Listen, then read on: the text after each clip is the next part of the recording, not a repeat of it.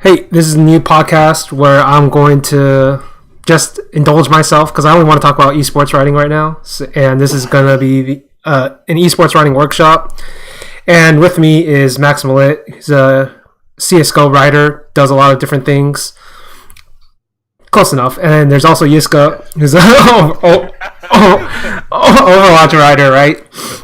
And so I wanted to talk to these guys about their processes, about what they think about esports writing and all that good shit. Because I did do a podcast, I think, with Max at some point, but I'm not sure if that was like in my fever dreams or whatever. But it was a fever dream of a podcast. No, that was one of those things where it like was recorded and it was just too much. It was like too straight fire. The internet wasn't ready for that podcast. Yeah, and also a variety of other things. But that's all good. Yeah, because I remember like giving. Well, actually, I don't have any secrets when it comes to my writing. Like, if somebody wanted to ask about my like habits or whatever, I just give it to them. Like, it doesn't really matter, I think. But I guess I'll start off with Max. Because this is mostly going to be about CS:GO, but it'll be about esports in general. And Yiska wanted to talk about more of that stuff. So let's go down that path. Like, you already know most of my method, Max, but we never really went into your method. Like, what do you do? Sure. Well, no, like I think writing in general is a bit of a dark art, right? It just, however the article comes together, it sort of comes together. But in general, there's obviously patterns you follow, and there's this sort of system that you build up with how to generate content that you find meaningful. And the biggest thing for me is like actually watching Counter-Strike. And it might seem obvious, but when I was starting out, because I've been writing for about 3.5 years, it's like you watch the games, but from the perspective of more of a fan or a spectator, and not as much from the perspective of a pundit or an analyst. And so basically the transition has always been from going from like having just, oh, I like this play, to like, I like this play and why, and then I like this play and how does this fit into a piece of content. And so it's and then like taking that a step further, it's like, how do I justify liking this play beyond just liking it, and then finding like quotes from interviews, finding stats and things to back up your just like random urge to like something. And so yeah, like even right now I'm going through a bit of a transition where I'm trying to like make the pieces more like enclosed pieces of journalism rather than just opinion pieces.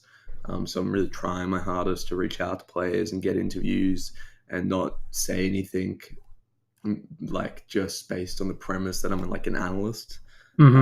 So yeah, I don't know. It's always changing, but the big thing is, if I had to like boil it down to just a few sentences, was just trying to let the story rise out of the research and of the watching the game, rather than trying to come up with a narrative and then force a narrative onto the game itself. I try to let this stuff bubble up from just natural research rather than the other way around, because I find that in general the pieces that I like the best are the pieces that have sort of just come up naturally from watching like for example 5 games events. It's being like, oh, that's interesting what Ariel does on T side, like that fits in really nicely with this pattern that I've observed before about like Ariel.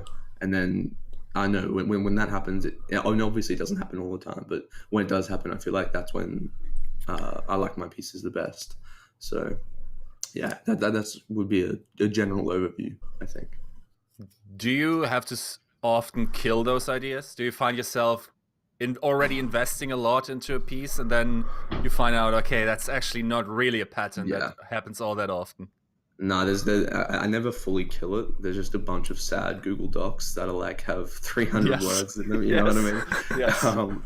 And like a bunch of frustrated editors where stuff is pitched, but I'm like, and this is going to be about a completely different player and a completely different name, and they're like, oh, what the fuck, man? I'm like, hey, sorry, these things happen. But yeah, I kill ideas pretty regularly. I've gotten better over time because you sort of get a better feel for when something is and isn't an idea. So like sometimes because it's a classic thing, it's like, is this a tweet or is this 1,000-word piece? And it's like you're trying to figure out which one is which. And then sometimes a tweet becomes 1,000-word piece, and sometimes you get to 1,000 words, and you're like, I can just say this in a tweet. Like literally 800 words of this is bullshit, and the 200 words I can condense into a tweet. So yes, what about you? Do you often kill ideas? Yeah, all the time, and also probably sometimes way too late. Yeah. It's like I've honestly wasted 10,000s of words on a piece that never really released. Keep rewriting it. Sometimes it's also depending on the editor restrictions you get. It's sometimes so you have this cool observation that is really a principal thing to how, especially a new game like Overwatch, functions. And then your editor is like, 1.5k words, and also make it so someone that is in gaming but not in Overwatch would understand. And I'm like, okay, that like, all right, I'm trying, but that is bullshit. All right, yeah, you guys clearly have very different experiences than I do. Like, I don't know. I guess the difference is like I don't actually get the benefit of killing ideas. You know what I mean? Because I just write a lot, right? But it might also be the fact of how I came into the writing thing. Because I did a lot. I did a lot of it free at the beginning for StarCraft 2, right? And so basically, I never truly had like an editor in the traditional sense, because like an editor for like a free site, like it takes some balls to be like, you got to rewrite this, even though you're doing it for fucking free. And knowing that if you say that to like 99% of like 99% of the free writers, they'll be like, fuck this, I'm out, right? So, which is, in all fairness, probably what should happen, though. Like, but yeah, I know that's a rough hill to die on if you're doing shit for volunteer, especially if the editor itself is, him or her is like doing it for free as well. Yeah, it's like the classic thing. It's like, oh yeah, it looks fine, it'll do. It's like, oh, but it's full of typos and doesn't make any sense and isn't coherent. Hey. Okay, it'll get us like 100 clicks. Like, just get it up there. Yeah. So like I've never. Also sorry. Yeah. No, I guess I'll just finish like saying I've never had an editor. After even when I start getting paid, I never had an editor to like actually come in and say I had a word limit. But I don't know why that is. Yeah, the word limit happens.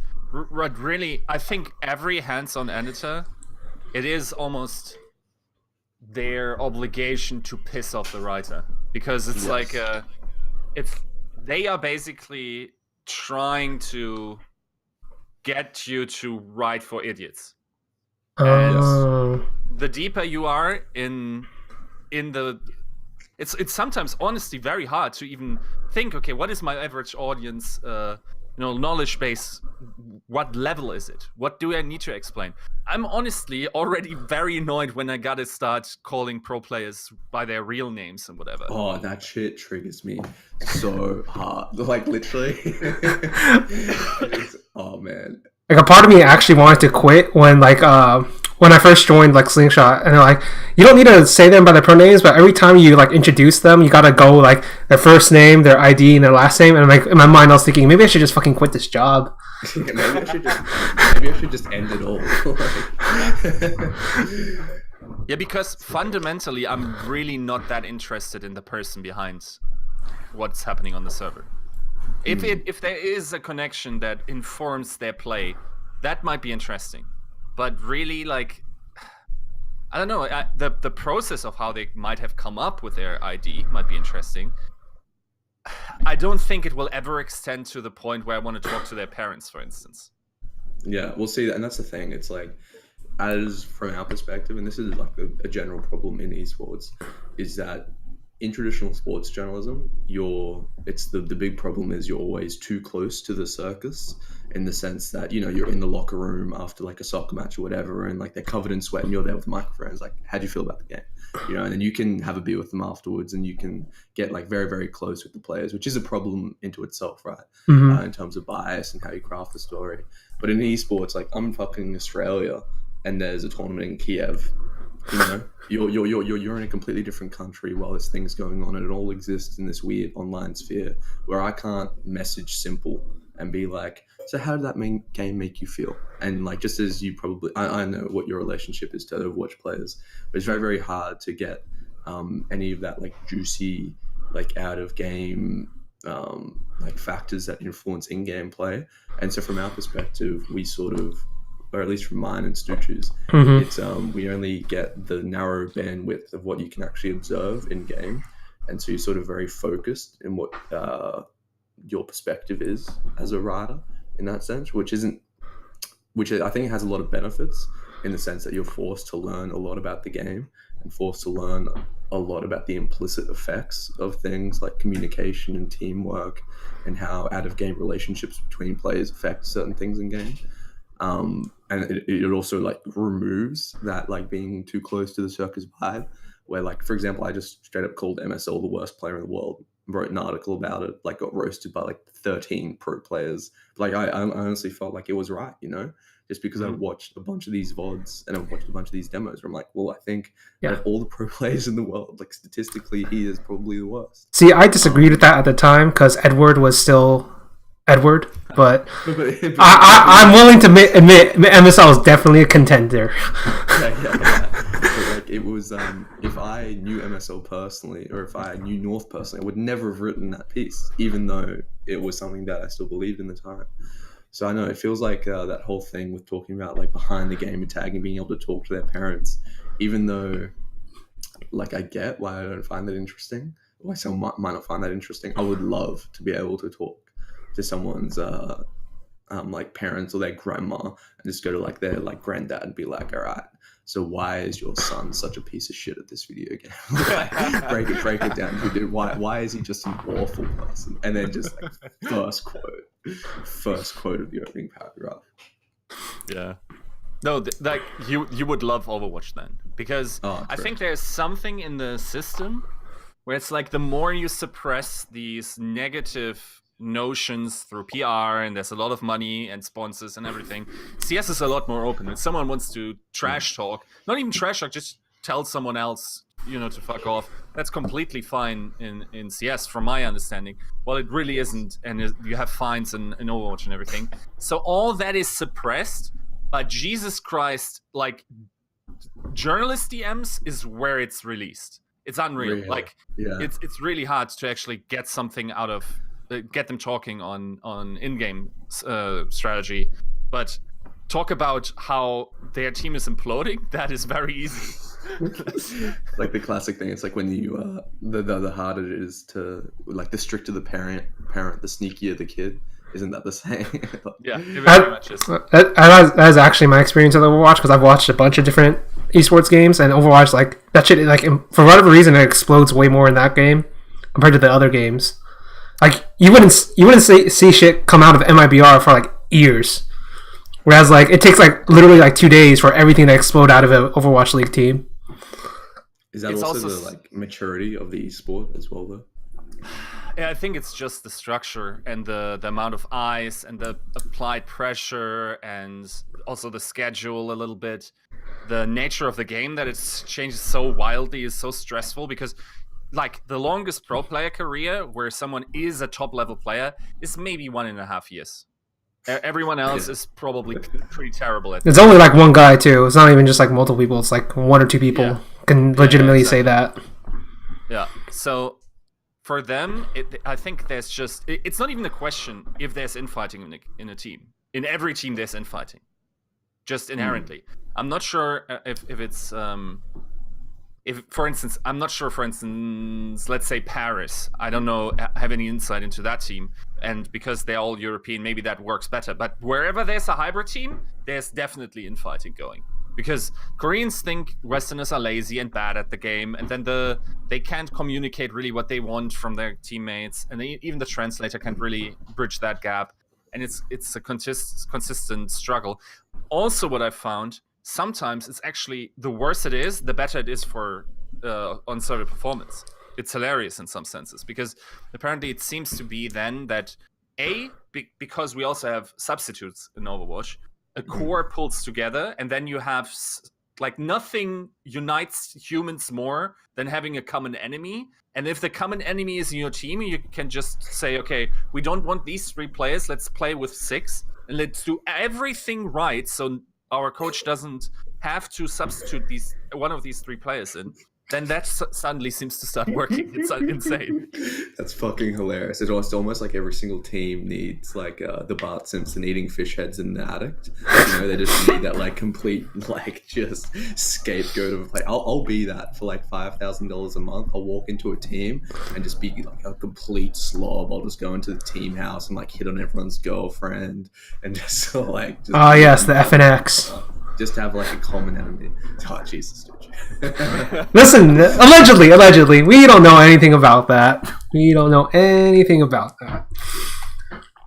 All right, like it's kind of interesting, I guess, because I think I have like slightly different perspective with Max about like wanting to talk to these people. I guess, yeah. Like I think it's really hit or miss. Like, for sure. Like there's some people like there's literally nothing you can get out of them that will make that enlightens you about like the way they play or how they think about the game. But then conversely, you're also gonna get a bunch of people that do. So it's always like for me, I guess I've always been focused on more of how like the out of game personality fits into the in game shit more than the other way around, I guess. Well, I think that's just why going to like events is important as well, because it's very, even some of the most articulate players just don't give a fuck over Twitter DMs and will just like they just won't be very helpful with what they're saying. But if you catch them at a good time at an event, then they'll talk your ear off about exactly what you wanted to know. And just building a relationship with them in person, I think helps a lot, because then, for example, there's a couple players who I've talked to a few times at events, and then when I hit them up on Twitter, then it's like a completely different story in terms of what they're willing to give me. So I don't know, it's pretty, again, like, and I think in general with esports, it's just like a dark art, you know, you're just mixing like a lot of different potions together and you're just like throwing salt over your shoulder and finding like there's just a lot of shit that that's very confusing and doesn't really make a lot of sense, but gets you what you think is a good piece at the end of the day. I find that interesting though, Stuchu, that because to me, like, getting that insight is maybe the most important thing. Is someone like directly telling me from straight from the horse's mouth straight from the horse's mouth, that like a piece of evidence that they say like directly confirms something that I want to write about is just the best thing. Like, for example, Sonny, when he like straight up was said to HLTV that like the removal of Stico caused communication issues in the team, and that he was an important player, and that even though he didn't have much fragging power, his supportive nature is what held the team together. Dude, when I was reading that, I was just like, oh, just like in my room, just so happy, because it's like, oh, well, that literally word for word what that player said directly confirms a huge narrative that has just been going on within Mousesports and within like the general notion of support players as a whole. So just finding that type of information and being able to incorporate that into the piece is just the best thing, because then you put that in a piece and no one can fuck with it. No one can say anything about it. It's open and shut. Like, that is what that is, because like this player of this team said that. And so that's to me why it's the most important, because no one can fuck with you if you put it in there. It's not like you don't have to do weird like mental gymnastics and trying to validate things. You don't have to pull up a bunch of statistics. You don't have to link a bunch of logic. It's like, this motherfucker said this. Bang. Yeah, like the way I think about it is like it just amuses me more, I guess, is the way I put it. Yeah. Like, it's just really funny when like I accidentally trigger somebody's like, how could you possibly know this? Like, I don't, it's speculation. But you don't know this. Like, yeah, I just said that, and then I explain all the logic and stuff. So I just think it's fine in that sense. It's also for sure. It's also just a bit more fun if you go about it the other way. It's like it's probably because you have to go through so many steps to confirm it in your mind before you're willing to put it on paper. Yeah. right? Well, Like, I think it definitely makes you a better analyst yeah, having to consistently write those types of pieces, because it removes the hard part. Like getting those quotes removes the difficulty of like having to go through those mental gymnastics. And it like when you don't have access to the quote and you're like, fuck, all right, I want to write this piece about this, and I know it's impossible for me to talk to this player. It's like, all right, well then how else do I go about this? And then you start like exploring all the different possible routes. You know, you're like 3.5 hours deep into HLTV.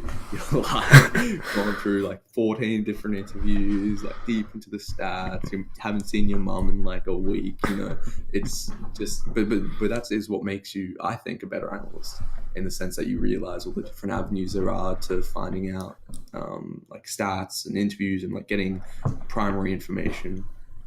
So. yeah.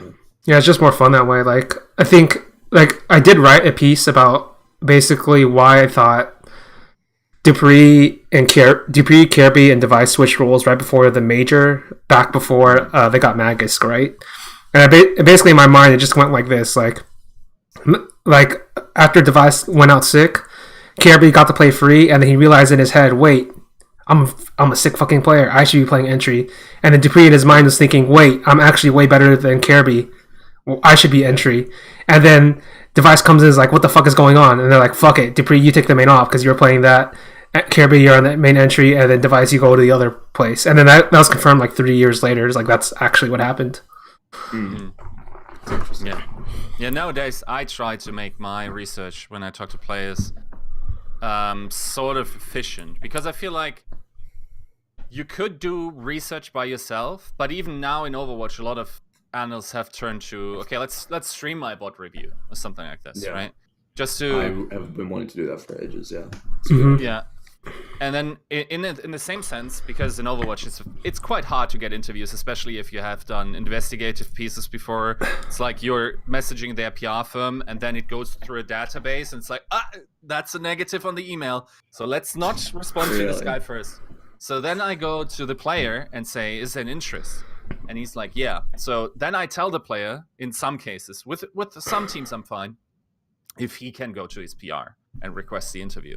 And then often it moves forward, but you won't get answers. But then with these teams, the modus operandi is basically to give them a Google Doc with questions, and then the player will answer them. And before the player gives you the questions back, a PR guy has looked over.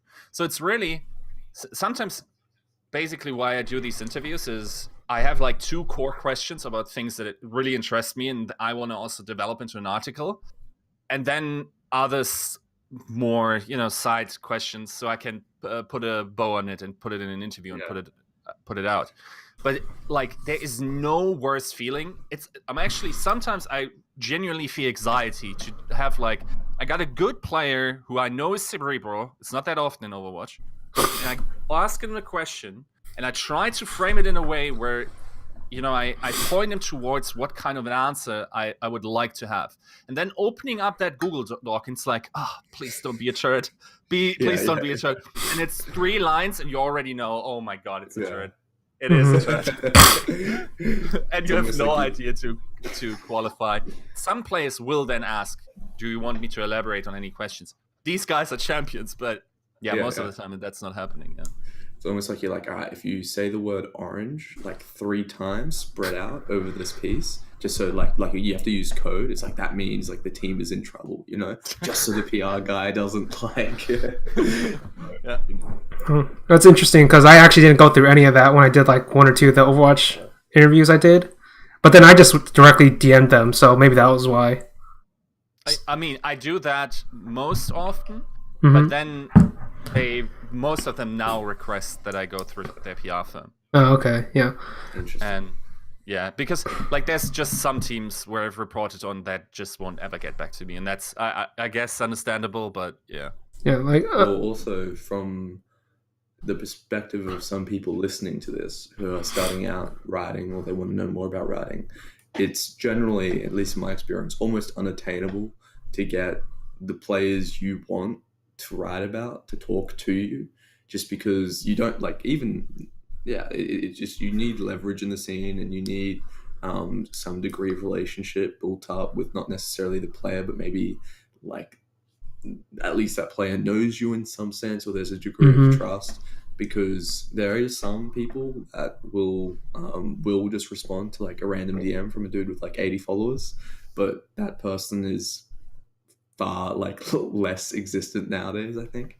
And so then becomes like a question is like, all right, well, how do I make this piece without being able to directly talk to any of the players? And so then I know, like I found it really good to cover like low level CS, especially within Australia, and that was a good way of me to build up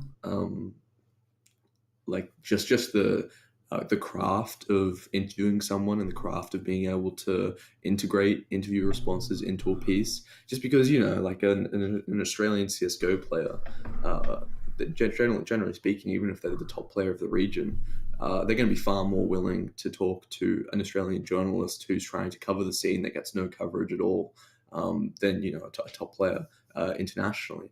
And so I found a lot of success in just being able to talk to the dudes from Greyhound or talk to a dude from Chiefs and being able to use their responses rather than going straight for the top dogs. And obviously that forces you into the unfortunate position of watching Australian Counter-Strike, but it does at least give you hey, it's on the come up. Leah's and Gratisfaction are the truth. And Studio, that has been my favorite thing, was just watching like this slow rise, and it was like, yes, dude, the investment of me like being able to talk to these players is finally coming to fruition. And so yeah, I don't know, if I was just starting out and if I was trying to think of a way to get access to players, I would maybe think about covering a domestic scene or targeting sort of that mid-tier, because, and I actually read a piece about this ages ago, in that you're given a lot of freedom when you cover these sort of, it's almost as if you're starting like covering like high school football in America instead of going straight for the NFL. It's you get to talk directly to the players. There's not other people covering it, so you're given a lot of freedom in which angle you want to take on the piece. Because if I wanted to write about Astralis, there's going to be a lot of influence on what angle I take on the piece, because so much has written about Astralis. Like, for example, I couldn't just write a piece like Astralis are the best team and here's why. It's like that piece has been written 1,000 times. There's no point in me, and everyone knows why. But maybe someone doesn't know. Why is Greyhound the best team in Australia? You know what I mean? Yeah, the thing is, I think that piece would still do well, but it's like for me, that's a thing that charlatans do. That they take okay, in that case, it's not a bias, but they know there's a certain notion within the community, and then you just keep confirming that thing. Yes. And then it's free hits. It's constantly free hits. Yep. Yeah. Reddit City, dude. Yeah. All right. So obviously, this is interesting, I guess, because obviously we went through very different paths. So like I said, I started writing in StarCraft, and the vast majority of that shit was actually in Korea. And if it wasn't in Korea, it was in Europe. So it's not like I could have any access to any of these people. Yeah. So the way I thought in my mind was, well, I'm looking at all these like this is way back in the day. I was like, I'm looking at all these journalists, and they're all getting hate, like Richard Lewis, Thor, and all those guys, right? And and I just thought in my mind, well, what is the worst possible outcome if I'm writing? Like, technically, the worst possible outcome is you're blackballed from every event, and every player doesn't want to talk to you, right? So I came to this conclusion, like I should be able to write in such a way where I literally don't need anything except the VOD. Like, they can't ban me from watching the VOD, right? So that's kind of where I come down on that. But I do agree, like, it makes a lot of sense to go like from the local route. But I obviously didn't do that. Yeah, well, there's also lower stakes at that level. I think, you know, where or maybe like there's lower stakes where you have more skin in the game in how you write about it, because it's like, in general, someone's not going, like the community at large isn't going to roast the fuck out of you if you make like some type of mistake in a piece about a lower level domestic team. But if you talk to 15 pro players in that scene, then they'll roast the fuck out of you. and I know which one I care about more. Like, 1,000 people on Reddit could say I made something wrong or like misconstrued something, and that's happened.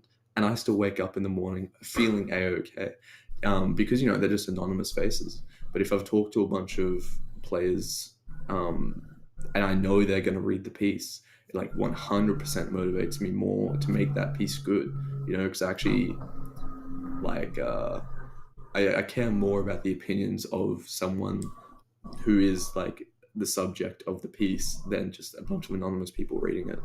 So I don't know. I think that's an interesting aspect to it as well. Well, yeah, like I think about that differently as well. I guess just because I don't care what anybody thinks about the piece except myself, right? So that's why I'm like generally completely unaffected either way. It's like I guess I could write a bunch of pieces flaming people, but like there isn't really much of a point to it because we all know Edward is bad. We all know Zeus is bad. We all know like MSL is bad. Like I could do it, I guess, but it's not that interesting to me. Like, and I also have the unfortunate circumstance of having to watch their games and explaining why they're bad. So that's part of it. I feel like a lot of it comes down to like if you start out as a writer, there's a time frame where because like I don't know if it's esports in general that's because it's so young people that are still in school and they still have the idea of authority of a teacher and whatever. Arguments from authority are the strongest ones that they recognize. So yes. Like if you don't have anyone saying that this is true, even though you have pretty solid evidence, let's not pretend anyone actually reads that, or a majority do, right? Yeah. Unless you can literally put your thesis in the headline that makes it somehow plausible and goes through that, and that most of the time is through argument from authority, you're not going to achieve much with them. And you almost have to grind to a point where you get recognized as an authority within that scene. Yes. Yeah, 100%. Do not agree more. But at the same time, I notice I get lazy because of that now. And I actually, like, that position is really, I don't know, it really puts me off because, for instance, we did like power rankings before the season. Yeah. And someone on Reddit put the power rankings in context. Now, my background was I judged the expected performance of teams across the entire season, not just stage 1, so the first fourth. Yeah. But someone put out a list, and I'm apparently one of the top 3 analysts at this point. That's like, does nobody read the methodology there? Or like, I can't take a win for this here because that's not even my criteria. I don't have power rankings out, like weekly stuff that predict these things. So, like, but nobody will question that because at this point, there aren't many journalists left in the scene that actually do analytical content. So while you still get shit a lot from certain people on Reddit, most of the time it's like, yeah, okay, so this guy reported on this guy has these people backed up, like he probably that what he says, I don't really need to confirm that for myself if his reasoning is sound. And I find myself now forcing myself to stay sharp in trying to still make good points instead of relying on authority and therefore also just losing the edge. Could not agree with you more. It's a classic thing of grinding for that status in the community, and also never feeling like you have a expert. Not like, for example, whenever I go on like in general, I get a lot of imposter syndrome whenever I'm writing or speaking about topics pretty much outside of the direct act of writing. Like in general, just giving opinions and stuff.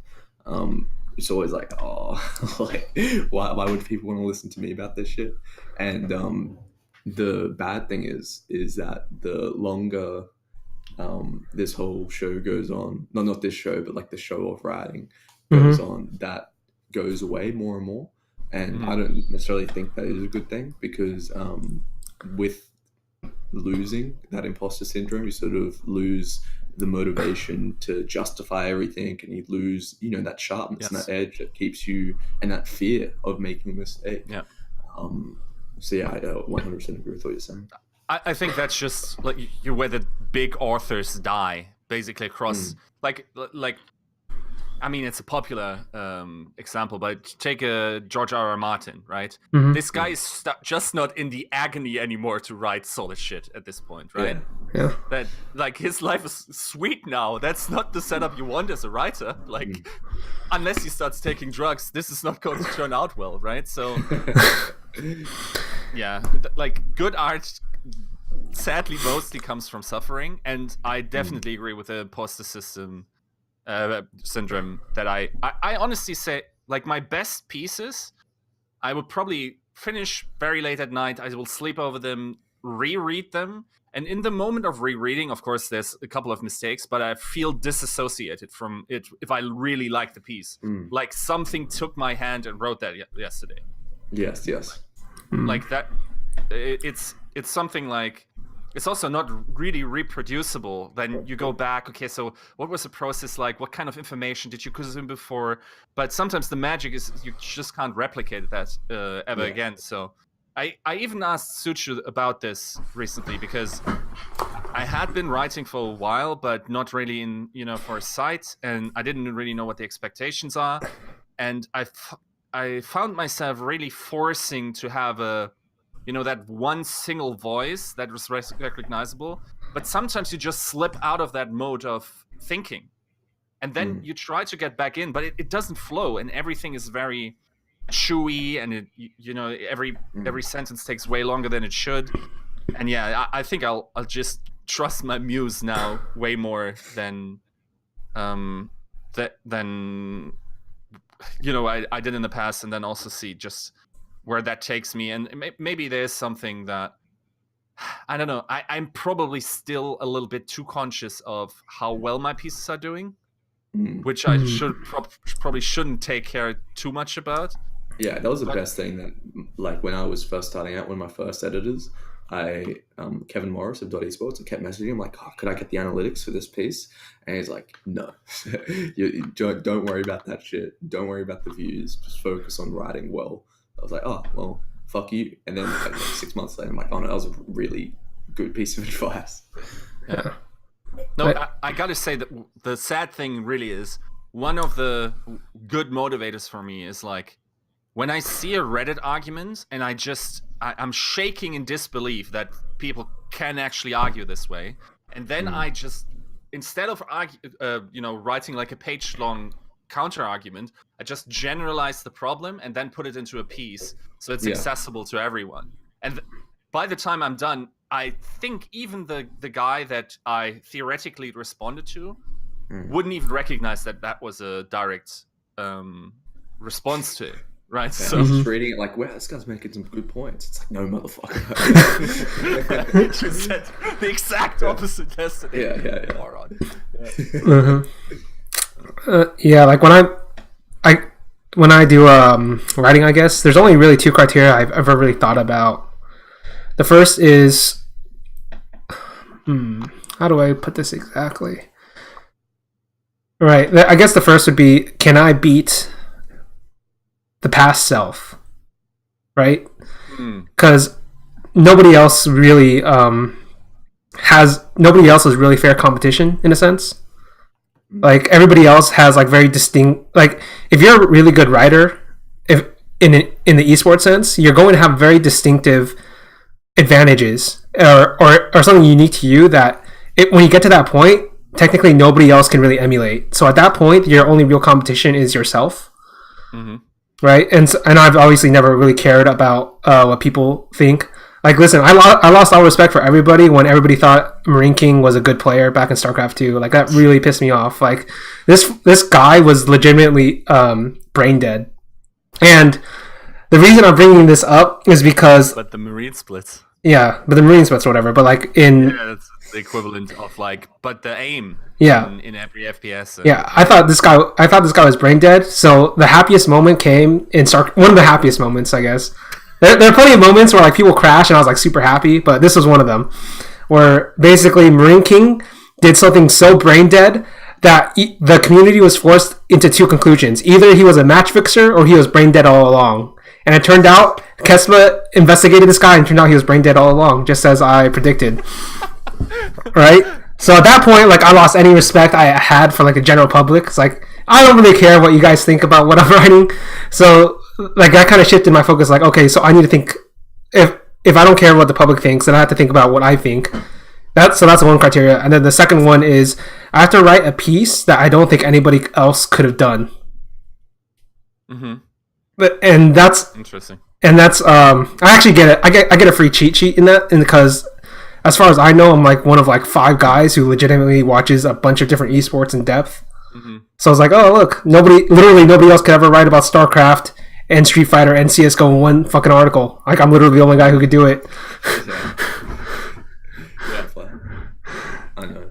Like I am way too neurotic to not detach myself from the response to the pieces. I could easily say it's like, oh yeah, I don't care what people think, but it's I know maybe the like anxiety about releasing a piece and the hurt inside that I get when someone doesn't like it helps in a sense, because it obviously motivates you to make it better. Like it doesn't, and I know that there's times when you read something and you're just like, oh, he's dumb, like it's like, oh well, he's just dumb, and that's okay, and you move on. But I always read the comments on a piece, just because I don't want to ever get to the point where I'm just writing things and just publishing a bunch of stuff and almost like the like an aristocrat that doesn't listen to the people that he's looking over, because I don't want to just be writing shit and everyone doesn't like me as a writer, and I'm completely detached from that and almost what's the word? Oh, fuck, I can't even remember the word that I'm looking for. That's okay. Delusional, that's the word. I'm delusional from the response, and I think it's important to still have like, that's why even though and I assume it's the exact same with the Overwatch subreddit, but in general the Global Offensive subreddit, like 90 to 95% of the content I have no interest in. It's complete bullshit. But I don't want to ever, I still read it like probably once every 3 days and just scroll through it just to see what people like and just to see what the general audience is. And so that when something that I write gets posted on the subreddit and it gets negative 100 downvotes, I'm not ignorant as to why that's happened. I don't want to be like, what the fuck? Why doesn't anyone want to read a 3,000 word piece about this like very niche thing that I wrote about? Like, this community shit. It's like, oh well, the community just likes Cloud9 Summer 2015. Yes. Comment, exactly, shit like that. They just like clips. They like the teams they like, and I think it's important not to be completely detached from that, because it that doesn't necessarily mean it's good. It doesn't necessarily mean it's something that's like not worth changing, but it's also helps to like alleviate some of my neurotic tendencies when something doesn't do well on Reddit. Because like, oh, obviously that piece doesn't do well. It's like people don't like to read in general. It's like like if you're starting off with reading, you're already down like a negative like 50 points or whatever. Like the very second it's like a piece of content that isn't viewable in 15 seconds, it's already an uphill battle. Yes, like, already you're just grinding to get someone's attention span. And I don't even want to know the statistics on where people stop reading on a piece, because I know that like there's the ability to find that out on the back end. I mean, I could tell you, but obviously you don't want to know. No, I do not want to know, man. I do not want to know. Yeah. The thing is, at least on the CSGO subreddit, you actually have a sizable amount of people online at every given time. Like, our subreddit is like 1/4 the size of average users that just browse there. So I will also say the act of reading comments, they are diamonds in the rough, I would say. Sure. Usually they come from the same users, where I'm like, it's actually quite interesting. I do reach out to a bunch of quality posters that I just, like one time someone writes something smart, maybe I'll give him a tag on Reddit and then ignore everyone else, or maybe cross-read something. If it's the longer the Reddit comment, that like that's like, okay, maybe he's making an argument there. Then you can dive into the first 2 paragraphs, and if it makes sense, you can keep going.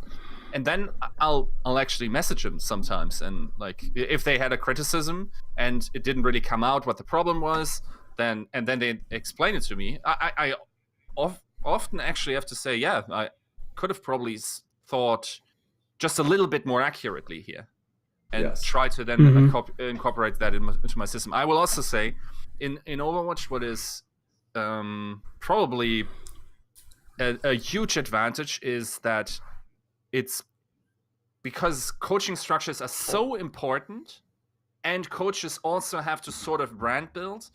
They actually like befriending journalists. Yes. So you cut out all the bullshit that the players usually have, and really from players you mostly also get micro stuff, not macro stuff. Only from like the shot callers or the smart players, right? So, but if you get the coaches, and especially the good ones, then you can learn, and also quite efficiently, honestly. Like, I've started doing these pieces where sometimes it's honestly like, I hope nobody ever hears this from those coaches, but sometimes I approach them really with like a bullshit topic, like, what do you think is going to happen with this PTR patch? And then I use this to get to get friendly with them, and I can shoot them a question again, and just expand my knowledge of the game. Because honestly, like, with it feels like you have to constantly work against patch cycles in Overwatch, because like, I was on a Thorin podcast recently, and I can honestly say the difference between Overwatch League Season 1 meta and Overwatch League Season 2 meta right now is a way bigger difference than between CS 1.6 and CSGO. It's insane. Yeah. It's not even the same game, actually. It's like one game is more like a shooter, and then the other game is more like a MOBA. Yeah, like Smite, basically. Yeah. Yeah. Like, Jesus Christ! Hey, fuck that game. Yeah. Fuck that esports title. Yeah. So being on the forefront of like the also then we have the contender system, and there the coaches are even more approachable. And now, as it turns out, some of these contenders coaches actually have a better idea than the Overwatch League coaches of what the current meta is, because they were actually working in it for the last 6 months while Overwatch League had an off season. It's very fruitful to just befriend them, and then also just sometimes hang out with, like, that's also, by the way, one thing I wanted to ask, if you have like a crew that you bounce ideas off of, or if your process is just very personal, that you negotiate these ideas with yourself. I don't really have a crew. I mean, there's like people I talk to, like Stushu and like Bobby and Sam, but it's more so just about like the blinding rage we all build up about people in the industry. I mean, you guys have blinding rage. I've already accepted the apocalypse years ago. Rather than like the specific nuance of ideas or like rationale, something like this. Do you have a crew that you bounce stuff off? Yeah, I do. Like, most of the time it's actually people from the industry that I had disagreements with, and then we keep talking about it, and then we eventually get friendly. I don't think I've anyone in the cycle of friends where I didn't have like an argument to the death with. And yeah, and eventually, like, now it's harder because most of them also got Overwatch League, so they're in a different time zone, and they're also very stressed, so it's hard to talk to them now. But yeah, I think that is very fruitful to just, sometimes you just have completely different ideas how things go, and for someone, it's not a nuanced thing. Sometimes you're just 100% wrong, and to have someone credibly point that out to you, and also then find these people that can make the argument for it, is very efficient, I feel like. Yes. Oh yeah, and also because there's another one disagreeing, but also from a place of authority, you know. Yes. I definitely, like, yeah, there's been a couple people who have like messaged me and been like, hey man, like, I'm just starting out writing, I live where you live, can we talk about it?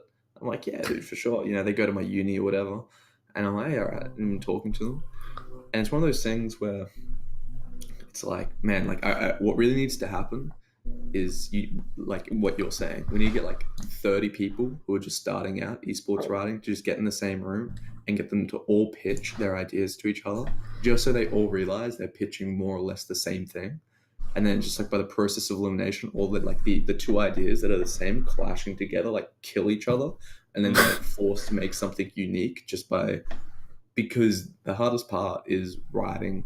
Like when you want to write, you want it to be like, you want thing you write to be right, and you want it to not be a complete piece of shit. But because you don't have the analytical ability to generate unique ideas, and you don't have the wherewithal to, or just the models of thinking to like flesh out a point beyond what's already been fleshed out, then you're sort of forced to just like almost just regurgitate the narratives and the analysis done by people who have already ground through that path. And so I think for sure having like a group of people that you do a shitty little podcast with helps with that, because if you're all forced to on camera be like, I think this, and then because a lot of the ideas for the articles that I've written have come out of doing research for podcasts and from having discussions with people, which I think is more or less the same as what you're saying. In the sense that, you know, you have these group of people that you talk to about the game, you have an idea, which might not necessarily be an idea for an article, but it could be a future article that you don't even realize could happen.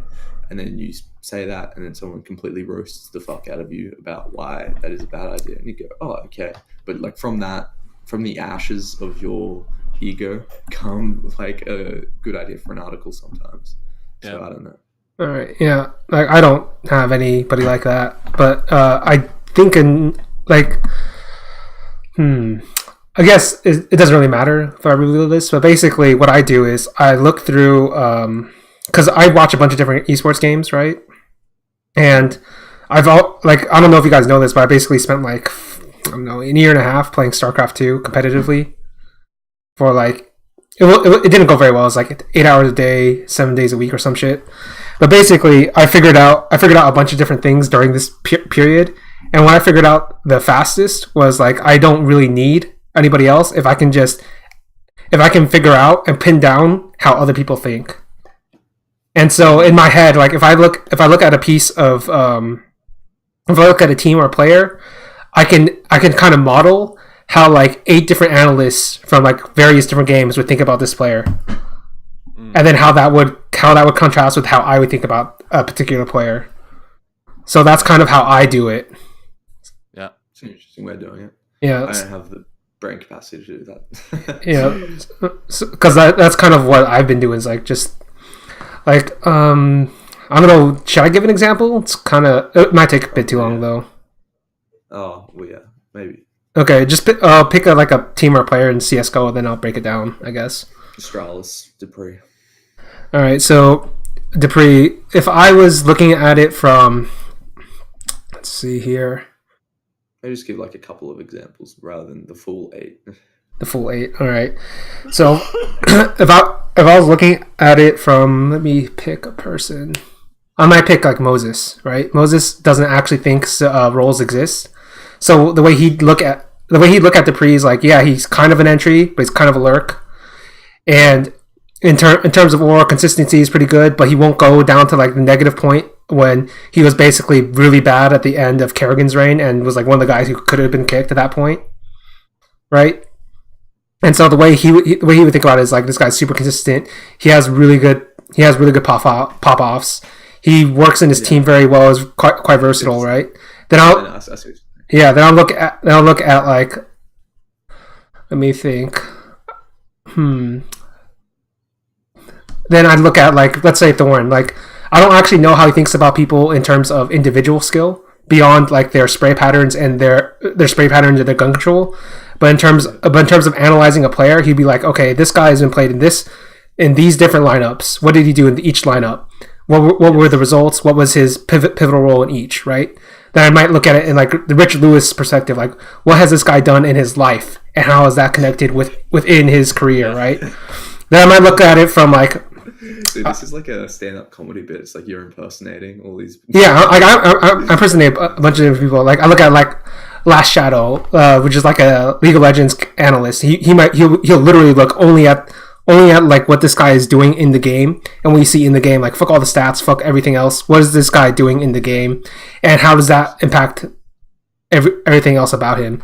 Then I might look at it like Kelsey Moser is another like League of Legends analyst. She might think of it in like more of like a macro sense, like what is this guy doing for his team rather than what is this guy doing for himself, right? And I might look at it like from Sam's perspective, Sam DeLorme. He might be like, well, this guy isn't like an up-and-comer, so I don't really think he's that great, or whatever. It's a logical representation of this. Yeah, like. And then you go like some weird philosophical slant. Like, should I go down this route? It's kind of a bit too much. But yeah, that's kind of how I look at it. It's like I don't really need anybody else because I can just borrow anybody else's perspective because I've like watched a bunch of these people and read a bunch of their work. And because that's the thing as well. I think it's important to consume content in general when you're starting out, and to be like, if you want to write a bunch of articles, it's probably a good thing if you're a fan of reading articles and to read a lot of articles all the time. And if you like making videos, probably watch a bunch of videos, just because you can steal the way other people analyze the game. Yes. You do eventually have to apply that to a unique model of writing about it and of researching about it, because you can't write an article without doing research, I don't think. So eventually you do have to do your own form of research, but you can definitely take how other people think about the game and apply that to your research. It definitely stops the grind. It would make the grind a lot more efficient, at least. Yeah. For me, it's also like some of my writing, or I would even say most of my writing, is like it's okay. I need the technical expertise to make the point, but then in me arise just certain feelings of, I want to almost say likeness. Like I have to really force myself to not constantly give you analogies in pieces I'm writing, because I literally like I think that just happens when you obsess over things, right? Like Yes, I remember playing Warcraft 3 in high school and standing like on the top floor of the school looking out, and there's like a group of people and two are fighting in the middle. And my mind just goes, wow, that would be a very good position for a Crossnova from a Lich, because that would make you maximum AoE damage, right? And I can literally walk out in nature, maybe have an audiobook on, and then just go like, that tree stump is sort of like Taimu, like like a player or something like this. So then I have to then I get very smitten with that idea, and sometimes I have to stop myself because nobody could find this as entertaining as I do in that moment. Yeah.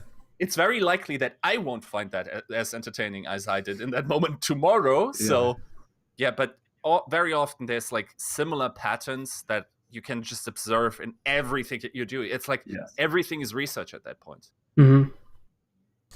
Well, it's just like competition in general. And that's why when someone asks me, it's like, what is like the interesting part about CSGO to you? I'm like, it's not CSGO, it's just like competition in general. Because you see the same patterns within like an Overwatch team, within a Counter-Strike team, within a basketball team, within like a soccer team. There's always going to be certain based on, because if you go very, very deep into analyzing one game and you like know as much as you possibly can about this one title, then just that knowledge, like the echoes of it and the reverberations of learning about that, will have knock-on effects to team sports in general, to competition in general, to other FPS games in general. And so the weird thing is like knowing more about Overwatch, for example, will probably help you with like then transitioning into knowing more about CSGO, which is imagine how astute you have like the ability to watch so many different games. Because like if you have a deep knowledge about 2 or 3 different games, then it's very, very easy to then transition that same way of thinking to like every game, to the sum of all games, to the meta game. Yeah, and then when you learn a new game, you can actually reverse engineer it back to your other game or whatever. Yes. Like I wouldn't have noticed this if I didn't watch Dota 2 and Overwatch. But basically, like the current problems in Swedish CS:GO are the exact same problems those Swedish teams had in those games. They basically here's the essential problem. I'll sum it down. Swedes love Swedes too much. Swedes love Swedes too much. Basically, that's their inherent problem. So I'll break it down really quickly. Like Florida Mayhem, the reason they died, like among all the different Overwatch League teams, as far as I know, they didn't have any internal turmoil, and that's their problem because they got together too well. They got along too well in the social aspect. so they couldn't make the hard actions or hard conversations they needed to improve as a team. Right. Alliance, one of the best Dota 2 teams of all time. They somehow convinced themselves, after they fell off at the end of 2014 or mid 2014, they somehow convinced themselves, oh, we should reunite because that'll totally work again. Like years later, right? And then there was some magic in there, but they were nowhere close to what they were. And the only reason they did this because in their minds they thought, well, we are all Swedish, and we were once the best in the world, right? And then you go to CS:GO, it's like, wait, this is literally what NIP did. This is literally what Fnatic did. NIP got along fine, but they refused to acknowledge their problems until 3 years later when they finally kicked Freiburg. Fnatic convinced themselves, oh, maybe we can reunite. And a year later, after we were gone, and then they did it, and then failed. And now they've all convinced themselves, yeah, we don't need to go international, even though we lack an op or we lack an in-game leader. Basically, the Swedish problem keeps coming up, and it's the exact same problem in every game. Is this how you never get a visa to go to Sweden ever again, Stuchu? There's just a customs officer listening. This is oh, yep. Oh, no. Listen, man, I could if they listen to me, I could fucking save the Swedish Counter-Strike scene. True. They should have got Kerrigan. Should have got Chris J. I don't know what the fuck they were thinking. Yeah. But yeah, it's actually crazy. When you've taken a spin in esports, the patterns just keep repeating. Especially with Overwatch now, and if you took if you watch Korean esports, the patterns are all over the place. Mm-hmm. I will honestly say, very often I can just apply that to hard statistics in terms of you just having the knowledge of that. I would legitimately put that into a betting algorithm and make the algorithm better by doing so. Yeah. It's hilarious. Yeah. Oh, I will say one thing about analogies. They're actually really, really useful if you're trying to interview a player. Mm-hmm. Basically, basically a player is basically like a pleb in a sense. In that, the fastest way to get through in their minds is you have to you can't naturally go for the eloquent route. You have to go for a roundabout route. That's kind of how I've done it in general. But I also don't do that many interviews, so who knows?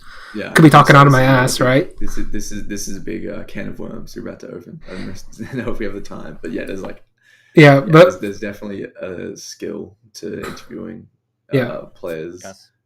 And being able to speak to them in a language they understand is the most important part, and somehow being able to translate the journalistic language of wanting to take their opinion and turn it into an article, and then being able to talk like a player to a player, and understanding how players talk to each other, and then stealing their language to then put in your questions, but then being able to translate that back out into an article is the most important thing to interviewing the player. Mm-hmm. Yeah, I think we've covered a lot of the different things. Was there? I guess how much time do you have left, Max? 5 minutes or so. All right, so I may as well just end it here. Yeah. All right, that's it. See you guys later.